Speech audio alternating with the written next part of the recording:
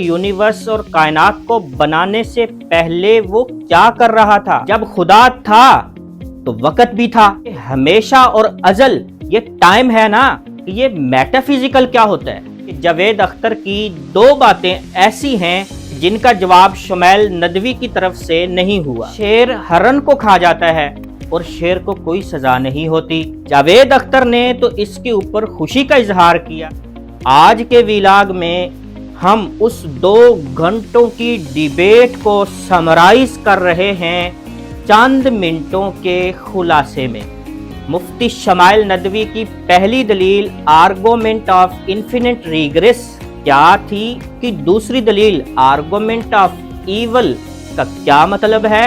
जावेद अख्तर ने खुदा के ना होने पर क्या दलील दी, ये सब आज के इस वीलाग में बयान करेंगे। आपसे दरखास्त चैनल को सब्सक्राइब कर दें क्योंकि आपकी ये सपोर्ट हमारे लिए हौसले का सबब है। मुफ्ती शमाइल नदवी की पहली दलील थी argument of infinite regret. Argument of infinite regret का मतलब है कि तसलसल बातिल है, ये नामुमकिन है। मुफ्ती शमाइल नदवी ने एक खूबसूरत एग्जाम्पल के साथ इस आर्गुमेंट के जरिए से अपने मौक़िफ़ को साबित किया। मुफ्ती शमाइल नदवी ने सबसे पहले ये क्वेश्चन उठाया कि आपको एक वीरान जजीरे में पिंक कलर की एक बॉल नज़र आती है। जैसे ही आपकी नज़र उस बॉल पे पड़ेगी तो फौरन आपके जहन में ये सवाल उठेगा, ये बाल जो मखसूस कलर की और मखसूस शक्ल की है और इस वक्त खाली जजीरे में मौजूद है, तो ज़रूर इसको किसी ने बनाया है और इसको इस जगह रखा है। जब इस गेंद को देखकर आपके ज़हन में ये सवाल उठता है तो अगर इस गेंद के साइज को इतना एक्सटेंड और बड़ा करते चले जाए कि वो पूरी यूनिवर्स और कायनात के बराबर हो जाए तो वो सवाल सिर्फ साइज के बढ़ने से क्यों खत्म हो जाएगा। वो सवाल यूं का तूं वैलिड और बरकरार रहेगा कि इस कायनात और यूनिवर्स को भी इन मखसूस कैफियत और कवानीन के साथ किसी ने बनाया है और किसी ने इसको इंस्टॉल किया है, और वही ज़ात जिसने इस यूनिवर्स को बनाया है वही खुदा है। इन्फिनिट रिग्रेस की इस दलील के ऊपर ज़बरदस्त बाउंसर मारा। उसने कहा कि आपने गेंद को देखा तो आपके ज़हन में ये सवाल उठा, लेकिन जिस जजीरे की आप बात कर रहे हैं, जिस जजीरे के ऊपर वो बॉल मौजूद है, आप उस जजीरे को तो पहले से मौजूद मान रहे हैं ना। तो सेम इसी तरह आप इस सितारों को, इन कहकशाओं को, इस सोलर सिस्टम को, इस पूरे यूनिवर्स और पूरी कायनात को भी उस जजीरे की तरह पहले से मौजूद मान लो जिसको किसी क्रिएटर और खाले की ज़रूरत नहीं है। तो इसमें हर्ज ही क्या है। मुफ्ती शमाइल नदवी ने यह कहा कि ये गेंद की मिसाल उसी जजीरे यानी यूनिवर्स और कायनात को समझाने के लिए ही तो दी है। जब एक छोटी सी बॉल के लिए क्रिएटर और खालिक का होना ज़रूरी है तो उसका साइज बड़ा होने से कायनात और यूनिवर्स के लिए क्रिएटर और खालिक का होना भी ज़रूरी है, और वही खुदा है। इस पर जावेद अख्तर ने यह कहा कि आप इस सिलसिले को एंड कर रहे हैं एक कदम आगे जाकर, जिसे आप गॉड कह रहे हैं, तो आप एक कदम पहले क्यों नहीं रुक जाते। आप यूनिवर्स और कायनात से एक कदम आगे जाते हैं, खुदा के ऊपर जाके तो रुकते हैं, तो आप इसी यूनिवर्स के ऊपर रुक जाएं कि ये यूनिवर्स हमेशा से है, ये कह दें, या फिर ये कह दें कि यूनिवर्स और कायनात कब से है और कब तक रहेगी हमें नहीं मालूम, और फिर वो हमें नहीं मालूम के फजाइल भी बताते हैं कि जब आप ये कहेंगे कि कायनात कब से है और कब तक है हमें नहीं मालूम, तो आप इस क्वेश्चन का आंसर तलाश करने की तरफ जाएंगे। जब आप इस सवाल का जवाब तलाश करेंगे तो आपके सामने बहुत सारे हकायक मुनकशिफ होंगे। मुफ्ती शमाइल नदवी ने यह कहा कि एक कदम आगे हम इसलिए जाते हैं और कायनात के ऊपर, यूनिवर्स के ऊपर रुकते इसलिए नहीं हैं कि यूनिवर्स और कायनात को ہمیشہ سے ماننا یہ ممکن نہیں ہے، لاجیکلی یہ irrational ہے، وہ اس طرح کہ یہ کائنات اور کائنات کی ہر شے کانٹینجنٹ یعنی ممکن الوجود ہے۔ کانٹینجنٹ یا ممکن الوجود ہر وہ شے ہوتی ہے جو اپنے موجود ہونے میں کسی دوسری شے کی محتاج ہو۔ جیسے یہ میری باڈی، یہ اپنے موجود ہونے میں یہ گوشت کے سیلز کی محتاج ہے اور وہ سیلز خلیات کے محتاج ہیں۔ اسی طرح یہ یونیورس اور اس کی ہر شے کانٹینجنٹ ہے، یعنی وہ کسی دوسری شے کے اوپر ڈیپینڈ کرتی ہے۔ اگر آپ اس بات کا انکار کرتے ہیں تو کوئی ایک مثال پیش کر دیں۔ جب یہ کائنات اور اس کی ہر شے کانٹینجنٹ ہے اور یہ کائنات یونیورس ٹائم اور سپیس کے اوپر ڈیپینڈ کرتی ہے تو پھر یہ ہمیشہ سے نہیں ہو سکتی۔ اس لیے ضروری ہے کہ ہم اس کاز در کاز در کاز، علت پھر اس کی علت پھر اس کی علت پھر اس کی علت، اس کے اینڈ میں ایک نیسیسری بینگ ہستی کو مانیں کہ جو کسی اور کے اوپر ڈیپینڈنٹ نہ ہو، جو کنٹینجنٹ نہ ہو، جو واجب الوجود ہو، جو نیسیسری بینگ ہو۔ اس پر جاوید اختر نے یہ کہا کہ آپ جس کریٹر اور خالق کو مان رہے ہیں، یہ بتائیں پھر یونیورس اور کائنات کو بنانے سے پہلے وہ کیا کر رہا تھا؟ کیا وہ جمائیاں لے رہا تھا؟ پھر اچانک سے اس کو خیال آیا کہ میں نے یہ کائنات بنانی ہے۔ اس پر مفتی شمائل ندوی نے یہ کہا کہ پہلے کا جو ورڈ ہے یہ ٹائم ہے اور وہ واجب الوجود خدا اس ٹائم اور سپیس دونوں کا کریٹر اور خالق ہے، اسی لیے وہ ٹائم اور سپیس سے آزاد اور پاک ہے، کیونکہ اگر وہ ٹائم اور سپیس کا پابند ہے تو وہ کریٹر اور خالق کیسا؟ اس پر جاوید اختر نے کہا کہ یہ آپ کیسے کہہ رہے ہیں کہ کائنات سے پہلے کچھ نہیں تھا، تب خدا تو تھا، جب خدا تھا تو وقت بھی تھا۔ یہ جو آپ کہتے ہیں کہ خدا ہمیشہ سے ہے، ازل تک رہے گا، تو یہ ہمیشہ اور ازل یہ ٹائم ہے نا۔ اس طرح جاوید اختر نے یہ ثابت کرنے کی کوشش کی کہ خدا بھی ٹائم کا محتاج ہے۔ مفتی شمائل ندوی نے اس کا جواب اس طرح سے دیا کہ یہ کائنات، ٹائم اور سپیس یہ فزیکل چیزیں ہیں، جبکہ وہ نیسیسری بینگ ذات، وہ واجب الوجود خدا، وہ میٹا فزیکل ہے۔ یہ کائنات مادی ہے اور وہ غیر مادی ہے، اس لیے وہ ان مادی فزیکل چیزوں سے آزاد اور پاک ہے۔ اس پر جاوید اختر نے یہ کہا کہ یہ میٹا فزیکل کیا ہوتا ہے؟ آپ لاجیکل بات کریں، میٹا فزیکل کی بات مت کریں۔ ناظرین، مفتی شمائل ندوی کی جو پہلی دلیل تھی انفینٹ ریگریس، وہ یہاں پر مکمل ہو جاتی ہے۔ پہلی بار جب ویڈیو کو سنا تو مجھے ایسے محسوس ہوا کہ جاوید اختر کی دو باتیں ایسی ہیں کہ جن کا جواب شمائل ندوی کی طرف سے نہیں ہوا۔ پہلی بات یہ کہ جاوید اختر نے یہ کہا کہ آپ کہتے ہیں خدا ہمیشہ سے ہے، تو یہ ہمیشہ بھی تو ایک ٹائم ہے۔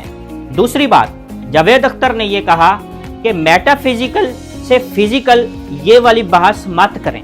تو میٹا فزیکل یعنی غیر مادی شے سے فزیکل شے کی پیدائش، اس کی کوئی ثبوت اور مثال، یہ بھی اگر مفتی شمائل ندوی کی طرف سے آ جاتی تو یہ والا کنسیپٹ بھی عام سامعین کے لیے مزید واضح ہو جاتا۔ مفتی شمائل ندوی کی دوسری دلیل اور ڈیبیٹ کا دوسرا بڑا فوکس، اس کا نام ہے آرگومنٹ آف ایول۔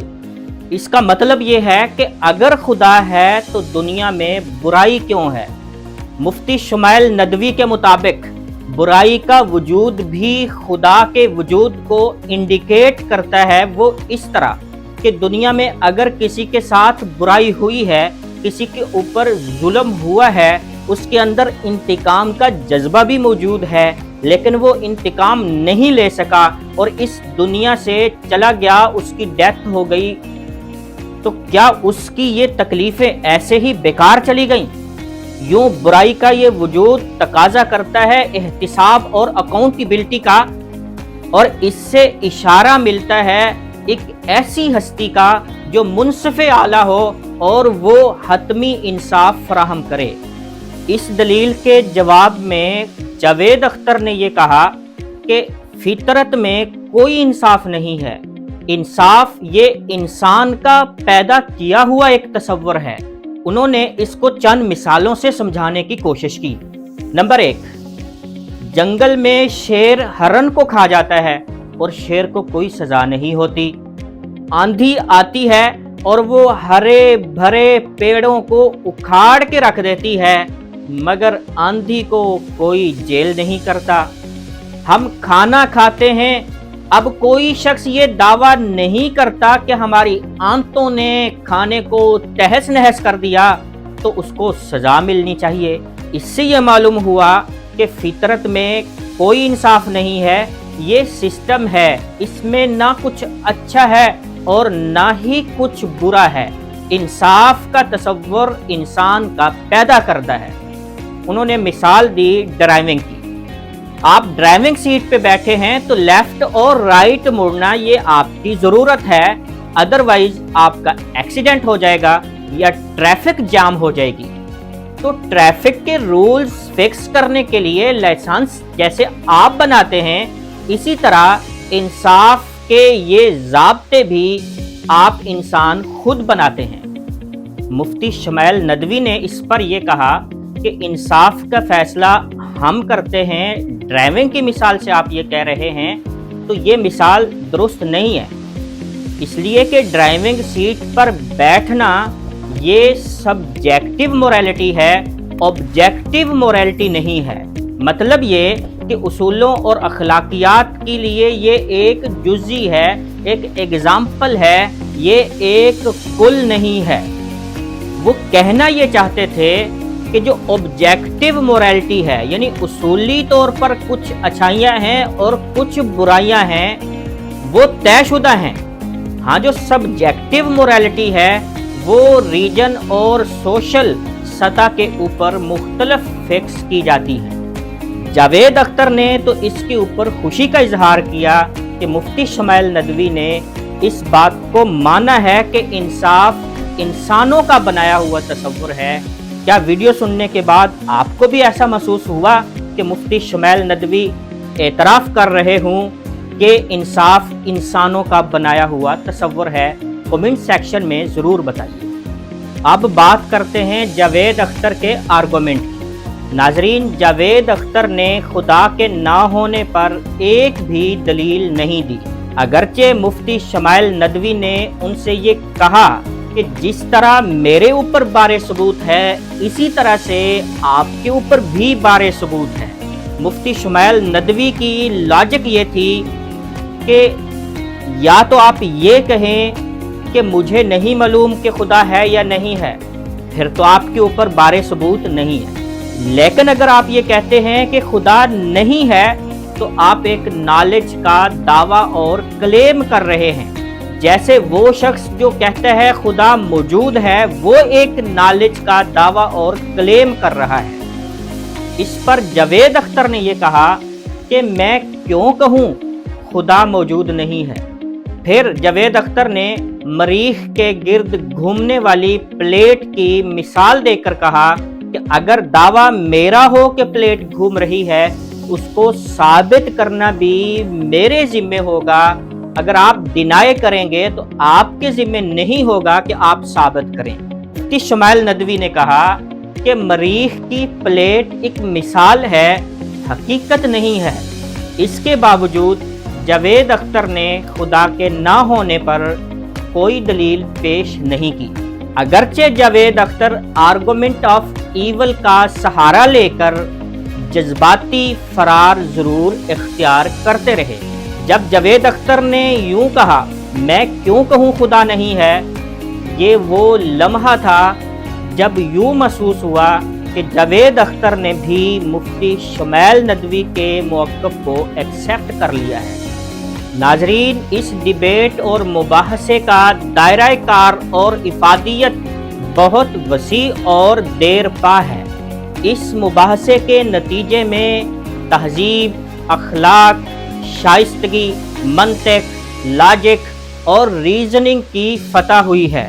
ڈیبیٹ کے وہ لمحات کیسے خوشگوار تھے جب دوران ڈیبیٹ مفتی شمائل ندوی نے جاوید اختر سے یہ کہا آئی لو یو سر۔ اسی طرح جاوید اختر نے بھی دوران ڈیبیٹ مفتی شمائل ندوی کی تعریف کی اور آخر میں یہ کہا کہ ابھی ڈیبیٹ کے بعد میں ان مفتی اور ان کے بڑے مفتی کے ساتھ کھانا کھانے والا ہوں۔ مفتی شمائل ندوی نے بھی میڈیا سے گفتگو میں جاوید اختر اور اس کی ٹیم کے اس پازیٹیو کردار کو سراہا اور انہوں نے یہ کہا کہ ہمیں ضرورت اس بات کی ہے کہ ہم اختلافی باتوں میں آپس میں جھگڑنے کی بجائے کافی کے ٹیبل پر بیٹھ کر گفتگو کریں۔ ناظرین، اس تاریخی مباحثے کے اثرات کے بارے میں آپ کی کیا سوچ ہے؟ کامنٹ سیکشن میں ضرور بتائیے، انتظار رہے گا۔ السلام علیکم ورحمۃ اللہ وبرکاتہ۔